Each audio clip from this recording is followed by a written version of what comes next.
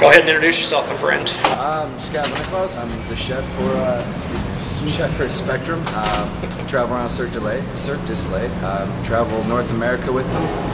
Provide lunch and dinner for roughly 100 people, give or take, depending on how many family members might be in. That's about it. I've been cooking for about 9 years. Everywhere from Michigan to Texas, and the last couple of years on the road. Now, talk to me about cooking for such a massive production. This is a gigantic production. It's not too bad. 100 people, lunch and dinners, it's not too bad at all. It's especially with the guys I have working with me, it's really fairly simple. We try to keep pushing the limit. There's 20 countries represented on our tour, which it's bittersweet. Everyone wants a little taste of home, so it keeps you challenged. It keeps you making new things, kind of pushing your limits, forces you to learn, which is never a bad thing. But yeah, otherwise we have some terrific guys that work for us. We, every chance we get, we'll make our own pastas. We'll, do things properly as the best we can.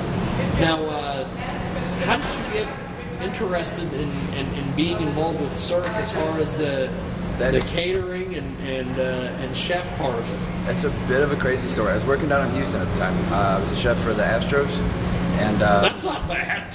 No.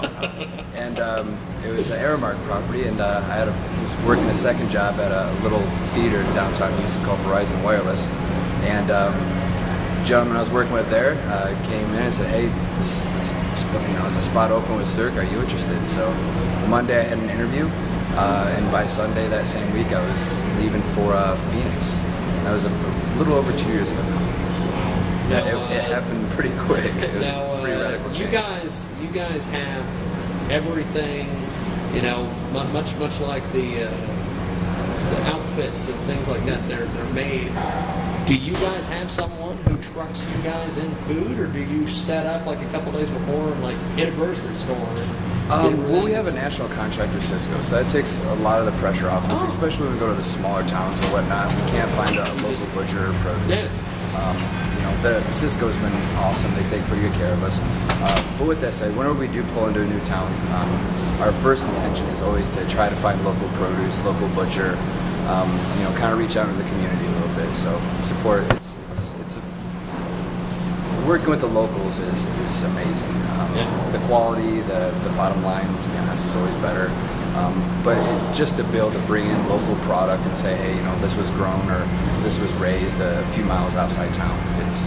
That's the good stuff to me. That's cool. Now, everybody comes in a couple days before. They do all the setup, and staging, and everything. What are you guys doing? Typical in the catering department. Yeah, sure. Typical routine for us. Monday will be dark. Tuesday we'll be coming in, and when they do their setup, we'll be doing ours. We'll set up the kitchen. We'll set up the dining room. We'll typically have at least breakfast, a continental style breakfast, ready for all the technicians that come in and ready for them before they start their shifts. We'll be in a little bit earlier. That day, again, lunch and dinner. Take care of the locals that come in and help set up, and then that one day, Wednesday, we'll start the shows. Now, what are some of the you've got a really good setup here at Intrust. Yeah. But have you been to any places that Cirque goes where it's just like, oh my God, we're expected to cook in here? Sometimes you have to grin and bear it a little bit. Some empty storage closets and stuff like that kind of become a makeshift kitchen for a little, week or so. But worst comes to worst, we'll set up a tent outside and just take care of ourselves. We're pretty self-sufficient. We take pretty good care of ourselves as far as our equipment and how we set up, how we go about our operation. Now, due to the fact that this is a traveling show, do you have to go through health inspectors and getting permits and all sorts of things like that? How does that work? Because you guys are on the road. A lot of the paperwork and stuff like that, I won't deal with too much. There are some places we go to, we have to be worried about fire marshals and health inspectors and stuff like that, but it's never really been a problem for us. That's good. The people are always easy to work with. They're eager to work with us and not against us, so it makes for a good kind of cooperation.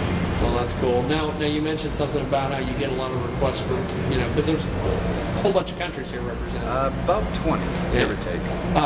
Do you guys have do you take requests, or do you guys absolutely. have a menu and it's just that's what the performers are Well, getting? it's first and foremost, whenever we do write a menu or submit it, it has to go through Montreal. They have a nutritionist, so it's not like I can fry everything and put it out there. Not that I would, but yeah, realistically, it makes my job a lot easier to walk through the dining room, ask people how their dinner was, ask them what they want for the next week, and that's that's when you start getting the requests of foods for back home and stuff like that. But like I said, it's a challenge. Realistically, it's a perk. It makes it fun.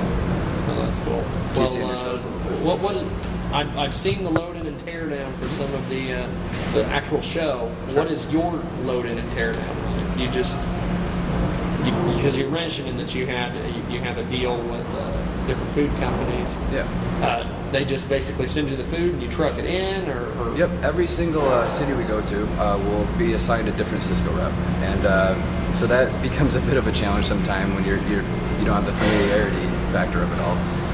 But yeah, I mean, I'll submit an order typically on Monday. I'll try to do 2 big Cisco trucks. Take care of what I need. If we're doing local, when we do local, most of the times we'll go out on our own and pick it up. We'll try to do most of that on a Monday. Our truck outside, the first third of it is a refrigerated unit. The back of it was going to be our dry stock as well as storage for all of our equipment.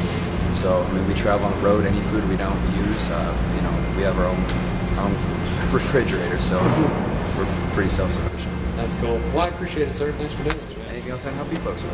No, I appreciate you giving us an inside scoop to this whole thing. You guys are always more than welcome to. Please step back.